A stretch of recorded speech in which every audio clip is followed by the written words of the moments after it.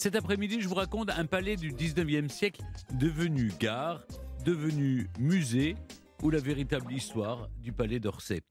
Que devait représenter ce bâtiment pour Napoléon Ier ? Comment l'histoire du palais d'Orsay se confond-elle avec l'histoire du 19e siècle ? Et qu'en reste-t-il aujourd'hui ? Europe 1, 15h, 16h, historiquement vôtre. le récit, Stéphane Bern.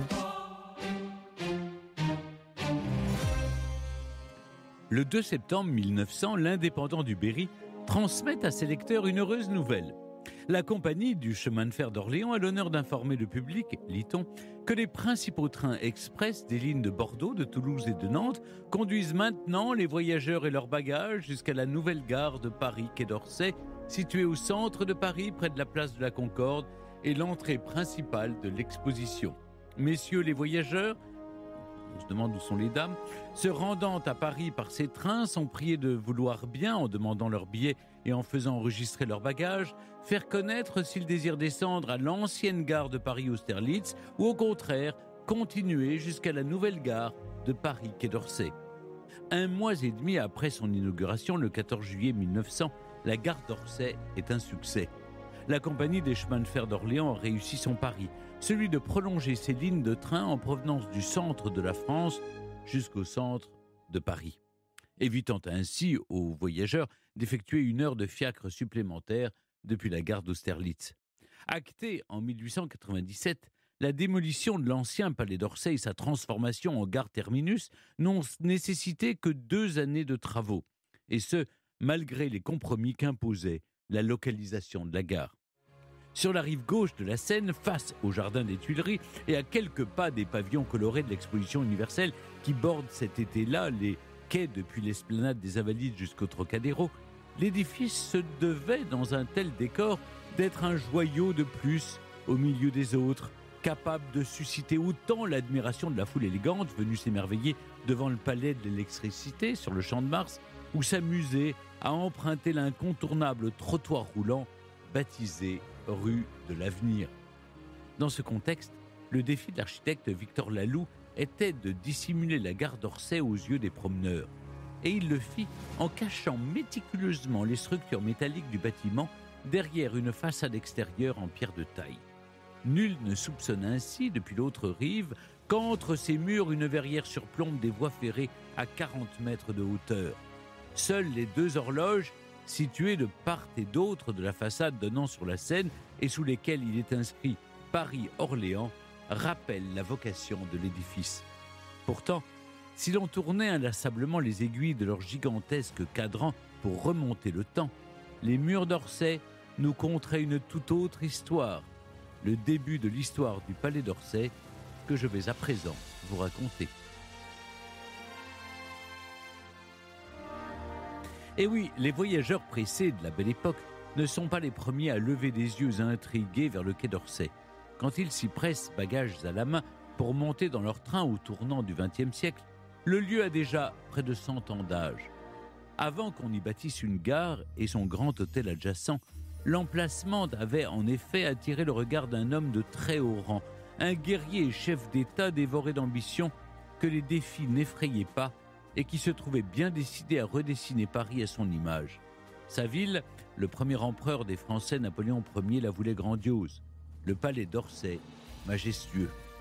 Au début de l'Empire, quelques 15 années seulement après la Révolution de 1789, la capitale française ne montre pas le même visage fier que celui de Napoléon. Quand le chef de la Grande Armée s'intéresse à ce terrain inoccupé sur la rive gauche de la Seine, qu'il contemple depuis le palais des Tuileries, la majorité de la ville demeure encore trop dense, insalubre, étroite, et ses maisons en bord de fleuve trempent dans l'eau par endroits. Paris, en somme, ne reflète pas encore la grandeur du régime. Elle n'a pas le panache d'une cité impériale. Alors, pour y remédier, vous l'imaginez, l'empereur voit grand, et il ne regarde pas à la dépense. À la tête de l'État depuis son trône ou ses champs de bataille, Napoléon lance et surveille de près des chantiers d'envergure à travers toute la ville. Et quoi qu'il en coûte, ses victoires militaires en Europe et les contributions qu'il exige des pays conquis, lui assurant durablement les fonds nécessaires pour faire ainsi de Paris la rivale d'Athènes et de Rome. La rue de Rivoli et ses arcades, l'église de la Madeleine, le palais de la Bourse, Sous l'œil scrutateur de l'empereur et la supervision attentive de ses architectes en titre, Percier et Fontaine, Paris se vêtit à l'antique au gré des conquêtes napoléoniennes. La mode est aux colonnes imposantes, aux lignes droites et aux constructions massives, aux allures de temple grec. Depuis longtemps déjà, Napoléon rêve de faire de Paris la plus belle ville qui puisse exister. Et pour clamer au monde la puissance de son empire, il a l'idée d'y faire bâtir un nouveau ministère des Relations extérieures, un palais magnifique où les ambassadeurs étrangers n'auraient d'autre choix que de s'incliner. En 1806, presque au faîte de sa gloire, le vainqueur d'Austerlitz et d'Iéna peut se féliciter de voir les travaux de réfection du quai achevés. À l'époque, le quai d'Orsay s'appelle ainsi depuis le règne de Louis XIV déjà. Quelques décennies plus tôt, on appelait plus prosaïquement cette berge marécageuse le quai de la Grenouillère. Mais désormais, il se nomme le quai Bonaparte.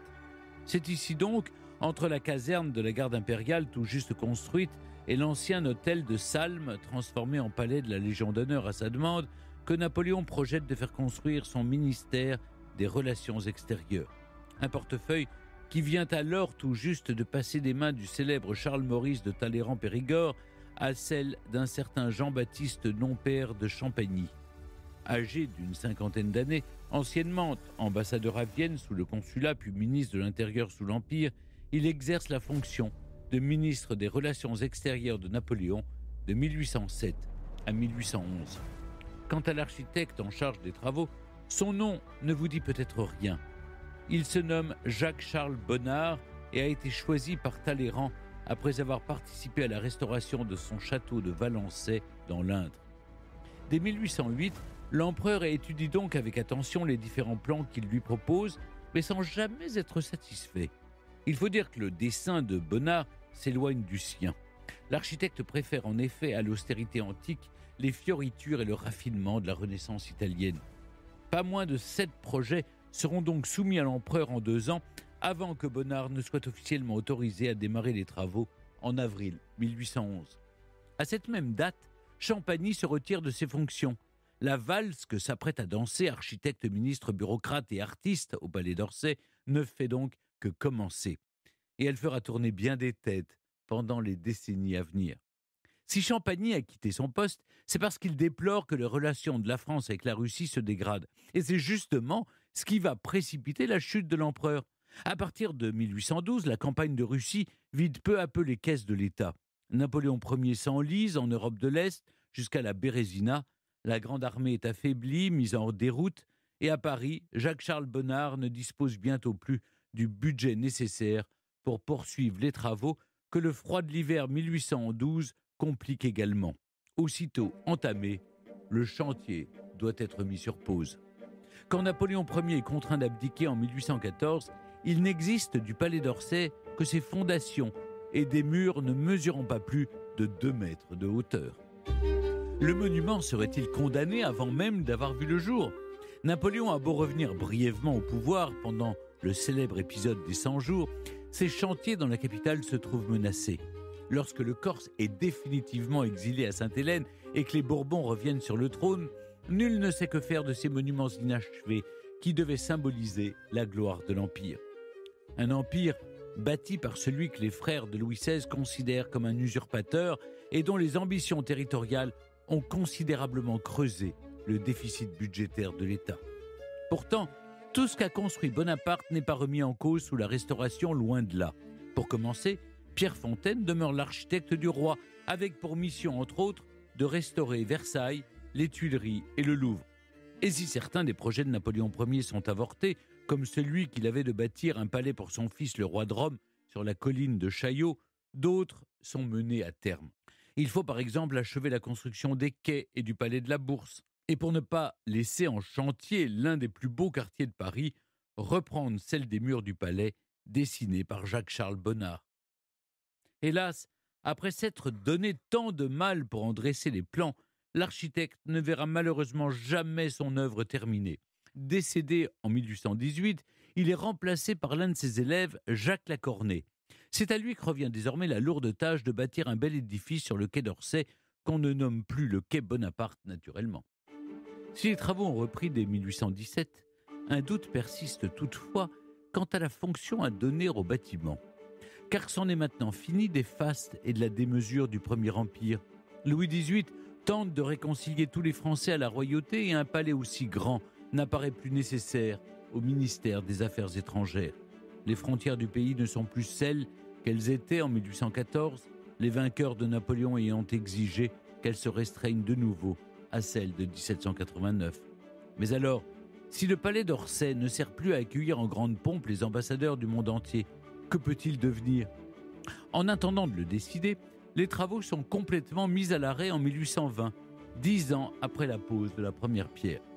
Les années passant, l'esquisse du bâtiment déjà érigé se dégrade. Livrée aux intempéries, la construction s'altère sous les yeux alarmés de Jacques Lacornet. Pendant un temps, il est question de la vendre. On songe même un instant à la détruire ou à la réaffecter au ministère des Affaires étrangères, tout compte fait. En 1830, Charles X suggère d'en faire un musée dédié aux produits de l'industrie. Mais il est déjà trop tard. En juillet de la même année, le monarque est écarté du pouvoir par les Trois Glorieuses avant d'avoir pu donner vie à son projet. Il faudra donc finalement plusieurs années de tergiversation et même une révolution pour que les pouvoirs publics prennent enfin la décision d'achever le palais d'Orsay. Le responsable, Adolphe Thiers, ministre du Commerce et des Travaux publics du roi Louis-Philippe Ier. Après le règne de Louis XVIII, puis celui de son frère Charles X, c'est donc sous la monarchie de Juillet que le palais d'Orsay renaît. En 1833, grâce au vote d'un budget colossal de 100 millions de francs consacrés à l'achèvement de tous les chantiers entamés en France sous les régimes précédents, Jacques Lacornet peut enfin poursuivre sa mission et bâtir son chef-d'œuvre néo-renaissance. La somme de 3,5 millions de francs allouée spécifiquement à cet édifice doit permettre à Adolphe Thiers d'y établir son ministère. Mais s'agissant du palais d'Orsay, les plans sont rarement respectés. Non seulement les parlementaires s'agacent de voir le budget des travaux augmenter d'année en année et dépasser le seuil qu'ils ont fixé, mais voilà en plus que la destination du monument se trouve une nouvelle fois modifiée en raison des remaniements ministériels.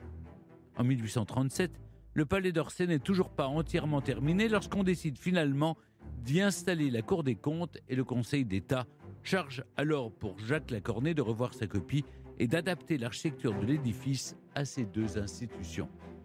Les membres et le personnel du Conseil d'État prennent leur quartier en 1840, ceux de la Cour des comptes 2 ans plus tard. Et enfin, 30 longues années après le début du chantier, le palais d'Orsay, devenu palais de la justice administrative, s'anime. Sous les pinceaux des peintres Auguste Gendron ou encore Théodore Chassériau, ces murs et plafonds prennent peu à peu des couleurs. Au cours des décennies suivantes, ils assisteront sans trembler à la Révolution de 1848, à l'installation de la Seconde République, puis au coup d'État de Louis-Napoléon Bonaparte. Sous le Second Empire, ils seront maintenus en état grâce aux soins attentifs de l'architecte en chef Jacques Lacornet, puis de son successeur Lucien von Klemput. Mais qui pourrait soupçonner alors que les jours du palais d'Orsay sont comptés?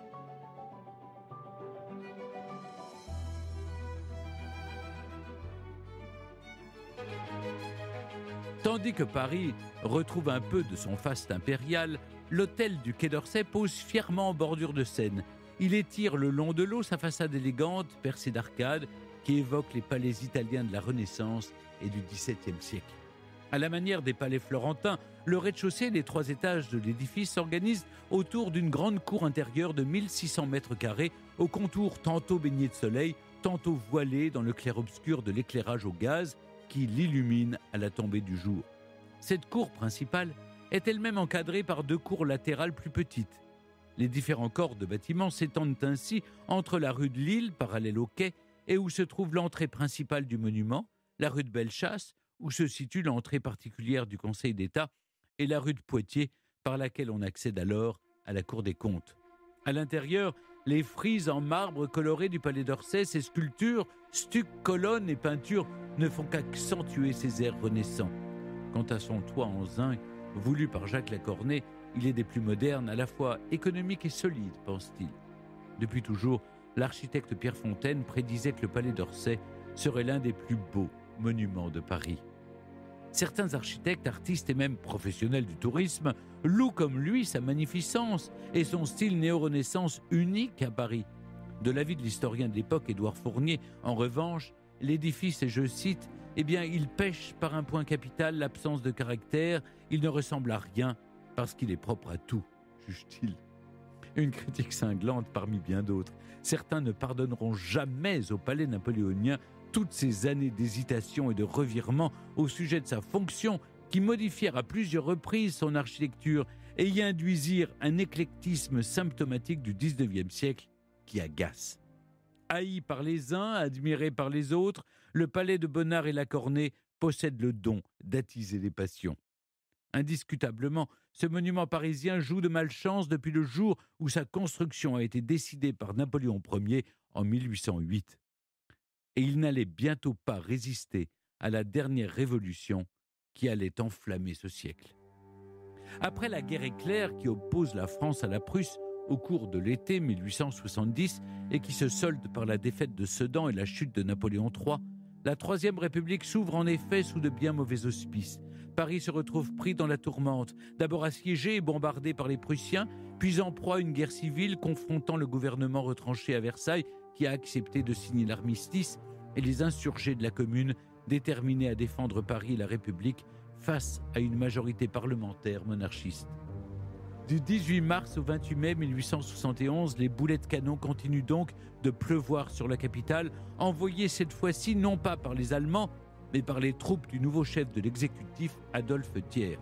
La ville, que les régimes successifs s'étaient évertués à reconstruire depuis la Révolution française, s'embrase alors de nouveau. Au cours de la semaine sanglante, qui ponctue l'insurrection du 28 au 28 mai 1871, afin de s'attaquer aux symboles de l'État ou pour battre en retraite, les communards mettent le feu aux rues et aux institutions de la capitale. Le mardi 23 mai, en fin d'après-midi, alors que l'armée progresse dans la ville, les partisans de la Commune répandent de l'huile de pétrole dans la grandiose salle des séances et des escaliers du Conseil d'État, dans la Cour des comptes et ses archives, la caserne d'Orsay, la caisse des dépôts, le palais de la Légion d'honneur. Puis ils déclenchent l'incendie. En un rien de temps, c'est tout le quartier qui s'enflamme. Le bois qui éclate, les toitures qui fondent, les papiers et les braises qui s'envolent. Après la rue de Lille, vient ensuite le tour du palais des Tuileries. Et dès le lendemain, celui du palais royal, de l'hôtel de ville, du palais de justice ou encore de la préfecture de police. Certains monuments historiques disparaissent alors pour de bon. Grâce à sa structure en fer et en pierre, le palais d'Orsay, lui, est resté debout, tandis que les flammes dansaient dans sa gorge. Mais à l'intérieur, tout a été ravagé. Le riche mobilier ancien, les documents et livres rares qu'abritaient les bibliothèques et salles d'archives, un précieux tableau de Delacroix et d'autres compositions et portraits qui ornaient les murs et plafonds, sont partis en fumée. À en croire les poètes, peintres et photographes de l'époque, les ruines du palais d'Orsay conservent néanmoins quelque chose de majestueux, peut-être plus majestueux encore dans l'esprit romantique qui survit en cette fin de siècle qu'avant l'incendie. Entre ces murs ajourés, la nature comme toujours reprend lentement ses droits. Les ronces, la végétation, les oiseaux et les petits animaux s'y installent durablement, pendant 27 ans précisément. Que faire de ces murs nus de 24 mètres de haut qui encombrent Paris ? Une nouvelle fois, le palais d'Orsay a perdu son utilité et la Troisième République ne sait quel sort lui réserver. Y installer le ministère des Postes ? Le transformer en lycée de jeunes filles ? En musée des arts décoratifs ? Plus d'une trentaine de projets sont vainement mis sur la table jusqu'à ce que la compagnie des chemins de fer d'Orléans parvienne finalement à concrétiser le sien, détruire les ruines de ce palais maudit pour bâtir une gare splendide au cœur de Paris. Je vous le disais en ouverture du récit, ce qu'il restait de l'édifice a été rasé en 1898 et la gare d'Orsay et son grand hôtel ont été inaugurés 2 ans plus tard, le 14 juillet 1900, juste à temps pour l'exposition universelle qui célèbre en fanfare les exploits de la fée électricité. Ironie de l'histoire, 30 ans plus tard, c'est justement le développement de l'électricité qui condamne la gare d'Orsay en augmentant proportionnellement la puissance et la taille des trains mis en circulation. Les quais construits par l'architecte Victor Laloux se révèlent trop courts. Et si, sous la monarchie de Juillet, il est décidé d'excentrer les gares pour protéger le cœur de Paris, là il s'agit plutôt de les implanter dans des espaces plus vastes afin d'avoir des quais mieux adaptés à la longueur des trains et le fonctionnement de la station ralentit peu à peu. Retour à la case départ. Pendant encore des années, l'avenir du lieu est débattu. Pourquoi pas un palais des sports, suggère-t-on avant la guerre et la réquisition du monument par les Allemands. En 1958, le trafic cesse définitivement à la gare d'Orsay et la SNCF songe à vendre l'édifice. Il est question de le détruire pour le transformer en un grand hôtel de luxe. Mais après les grands travaux de la capitale qui ont vu disparaître les halles Baltard et s'élever la tour Montparnasse, les Parisiens veulent protéger leur patrimoine historique contre les assauts de l'architecture contemporaine et ils y parviennent. En 1973, la gare et l'hôtel d'Orsay sont inscrits à l'inventaire supplémentaire des monuments historiques. Avant d'être finalement convertie en musée, la gare d'Orsay aura servi de parking, de théâtre, d'hôtel des ventes ou même de décor de cinéma. Inauguré en 1986, le somptueux musée d'Orsay conserve désormais une riche collection d'art moderne et la plus grande collection d'étoiles impressionnistes au monde. Aujourd'hui, sous la verrière et la grande horloge du hall de l'ancienne station ferroviaire, ce ne sont plus les voyageurs qui courent, mais les amateurs d'art qui déambulent. Quant au ministère des Affaires étrangères, que nous appelons communément le Quai d'Orsay, il s'agit d'un autre édifice construit à quelques mètres de là à partir de 1845 par le même Jacques Lacornet, achevé sous le Second Empire et contrairement au Palais d'Orsay, épargné depuis. Europe 1, historiquement vôtre. Hélène Lewandowski, merci d'être toujours avec nous sur Europe 1. Vous avez publié une histoire du Palais d'Orsay qui reparaît en poche chez Alpha. De quoi ce bâtiment public est-il le symbole pour vous ? On peut y voir beaucoup de choses, hein. C'est à la fois les rêves inachevés de Napoléon, l'incapacité de la puissance publique à prendre une décision. Il y a presque de la tragédie grecque, en fait, dans ce bâtiment qui va mettre 30 ans à se construire, qui va vivre 30 ans, puis va être incendié et va attendre pendant 27 ans qu'on décide de son sort. Il a accumulé, je crois, tout ce qu'on peut craindre quand on est un bâtiment. Le changement de destination, le changement de commanditaire, le changement d'architecte. Il y en aura quand même épuisé 4, hein. Les problèmes du terrain marécageux, puis l'incendie de la commune. Et en fait, à chaque changement de régime, et il va y en avoir beaucoup, puisqu'il aura traversé le Premier Empire, la Restauration, la monarchie de Juillet, la Deuxième République, le Second Empire et la Troisième République, à chaque fois, il est obligé de justifier de son utilité, soit pour qu'on accepte enfin d'achever sa construction, soit pour qu'on accepte de le réparer. Hélène Lewandowski, l'histoire du Palais d'Orsay commence en 1808 avec les premiers plans présentés à Napoléon Ier par l'architecte Bonnard. Il s'agit alors d'élever un ministère des Relations extérieures. À quoi doit ressembler ce palais tel que Napoléon Ier l'avait imaginé ? Alors, en matière d'architecture, Napoléon a 2 grands principes. Premièrement, le beau n'existe que dans le grand. Deuxièmement, les artistes français doivent effacer la gloire de Rome et d'Athènes. Donc, le bâtiment qui va être destiné au ministère des Relations extérieures doit répondre à ces critères, c'est-à-dire qu'il doit évidemment être un cadre grandiose qui va exprimer toute la puissance de l'Empire. Et Bonnard ne va pas du tout, comme vous l'avez dit tout à l'heure, ne va pas aller chercher son inspiration chez les Grecs, dans les temples grecs, comme on l'a fait pour la Madeleine, l'Assemblée nationale ou la Bourse, mais il va aller chercher ça du côté plutôt de l'Italie. Et en fait, ce palais d'Orsay qui va se construire là sur les quais va être le tout premier exemple de renaissance de la Renaissance sur le sol parisien. Mais sous le Premier Empire, c'est vrai que l'édification du Palais d'Orsay s'inscrit dans la politique urbaine de Napoléon Ier, qui voulait faire de sa ville une véritable capitale, à l'égal des autres. Alors, contrairement au roi qui, depuis Louis XIV, avait dépossédé Paris de son pouvoir politique en allant s'installer à Versailles, Napoléon, au contraire, va concentrer absolument tous les pouvoirs dans la ville. Et il veut que non seulement Paris soit la capitale de la France, c'est-à-dire qu'il serve de locomotive, notamment au point de vue économique, pour tirer tout le pays vers le mieux et dans sa bataille contre l'Angleterre, mais il faut aussi que ça soit la capitale de son immense empire, et évidemment une capitale qui sera beaucoup plus belle que toutes les autres capitales qu'il peut découvrir lors de ses conquêtes. La première pierre du Palais d'Orsay est encastrée dans un coffre dans lequel se trouve un trésor qui sera retrouvé en 1899. Est-ce que, c'est une tradition, je crois, de le faire. Tout à fait. Mais On a ouvert ce coffre et que Bien sûr. contient-il? Alors, preuve effectivement qu'on accorde énormément d'importance à ce bâtiment, on va faire un riche dépôt de fondation qui va être composé à la fois de monnaie d'or, d'argent, de cristal, de bronze, et on va mettre tout ça dans un coffre en chêne et dans la première pierre qui va être retrouvée tout à fait par hasard, c'est-à-dire qu'elle n'est pas là où on la cherche. Et puis, heureusement, en 1899, il y a une inondation du chantier de la gare d'Orsay, due suite à une canalisation qui lâche. Et donc, grâce à cette inondation, Oui. on va retrouver le coffre qu'on ouvre et qu'on va donner au musée Carnavalet. Et en fait, c'est effectivement une tradition qui va se poursuivre ensuite. Et aujourd'hui, il y a encore beaucoup de bâtiments de l'époque ou de statues qui conservent encore leur trésor. Et il ne vous aura pas échappé qu'on continue encore la tradition, puisque le 16 décembre dernier, avant de ramener le coq de Notre-Dame sur la flèche, on a mis à l'intérieur les reliques sauvées de l'incendie, ainsi qu'un tube en métal dans lequel il y a le nom des quelques 2000 personnes qui ont participé à la restauration de Notre-Dame. Le projet de construction du Palais d'Orsay est stoppé par la chute de l'Empire. C'est comme vous l'écrivez, le premier chapitre d'une histoire qui ne se déroulera jamais comme prévu. Mais quelques années plus tard, l'histoire de cet édifice se confond à nouveau avec l'histoire politique mouvementée du 19e siècle français.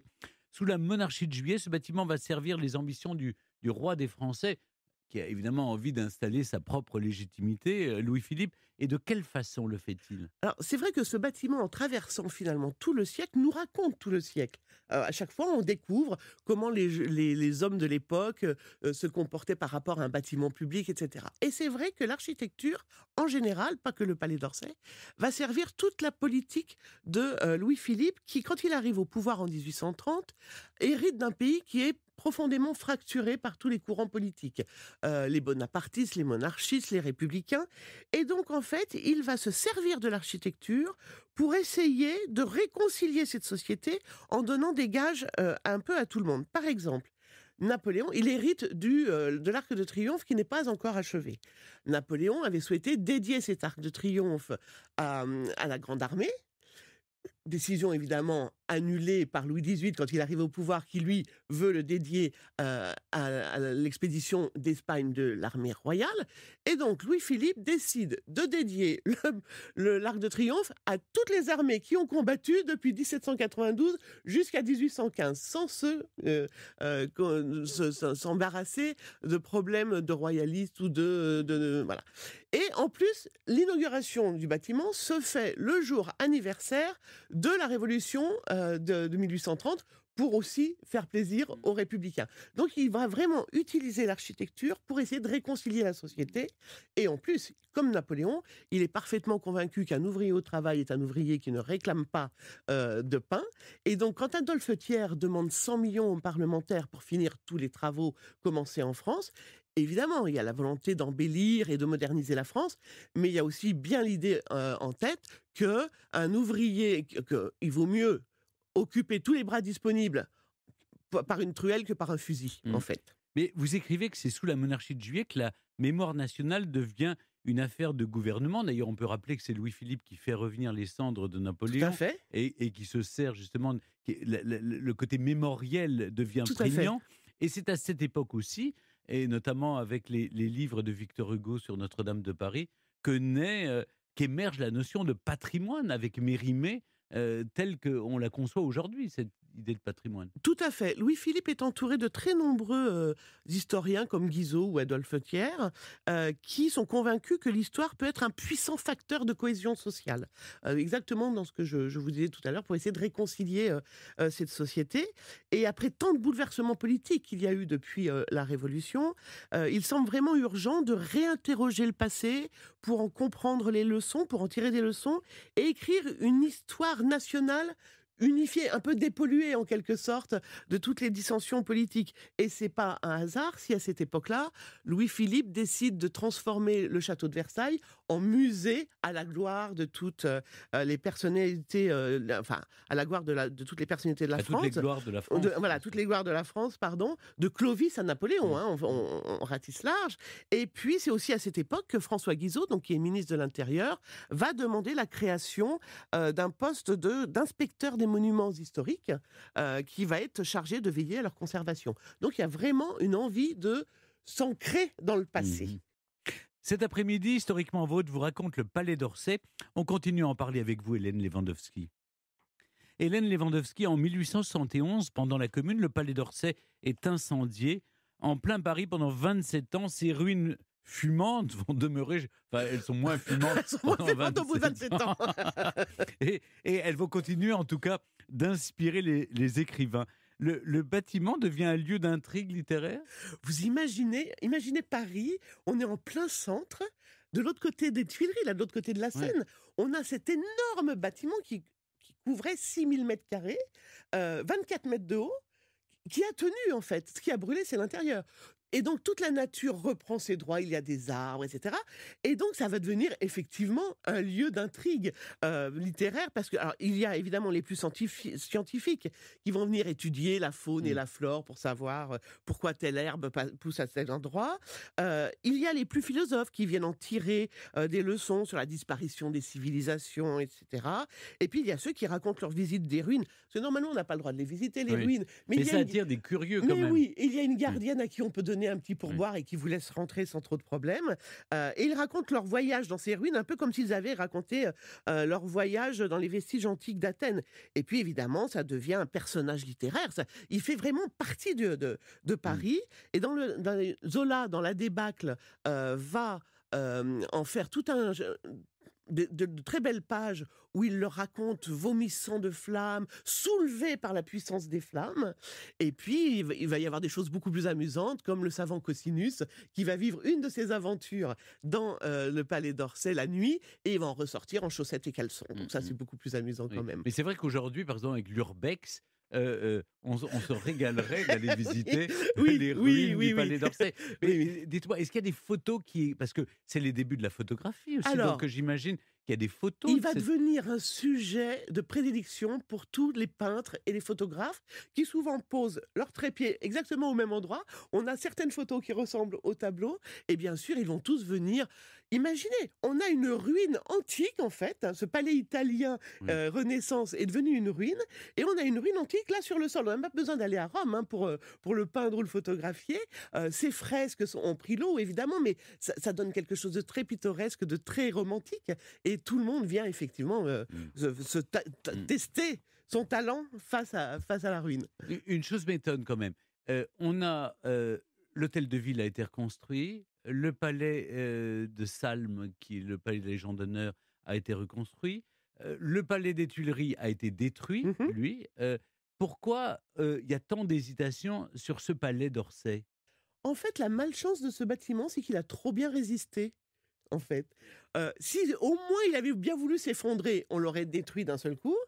Mais là, il a résisté, donc on se repose la question à chaque fois, qu'est-ce qu'on en fait? Est-ce qu'on le détruit? Et à chaque fois, il y a quelqu'un pour dire, non mais il a bien résisté, pourquoi il faudrait juste quelques millions pour le réparer. Il va y avoir en fait une nouvelle querelle des anciens et des modernes. Les anciens voulant conserver cet exemple du palais Renaissance, et les modernes disant, mais on a autre chose à faire qu'un nouveau palais dans Paris. Et en fait, son grand malheur, c'est de tomber au moment de la Troisième République, où il y a énormément d'instabilité gouvernementale. Imaginez qu'entre l'incendie en 1871 et le moment où on décide de le détruire en 1897, 40 gouvernements vont se succéder. Donc, en fait, certains vont durer même pas quelques mois. Donc, on a à peine le temps d'arriver, de poser la question, de redemander une étude à un architecte, que déjà le ministre fait ses cartons et repart. Et c'est en 1898 qu'on va enfin décider de détruire les ruines du Palais d'Orsay pour construire une gare flambant neuve sur le site. Pourquoi la Troisième République? Donc, comment tout d'un coup on décide? Puisque vous dites 40 gouvernements indécis, et là tout d'un coup, c'est parce que la SNCF, les chemins de fer proposent... A très bien joué. Oui. A très bien joué. Ils étaient gare d'Austerlitz, donc très loin du centre de Paris. Et tout d'un coup, ils se sont dit, ça serait quand même drôlement bien qu'on puisse rapprocher cette gare du centre de Paris. Et en plus, il y a une nouvelle exposition universelle qui va avoir lieu. On sera à 2 pas.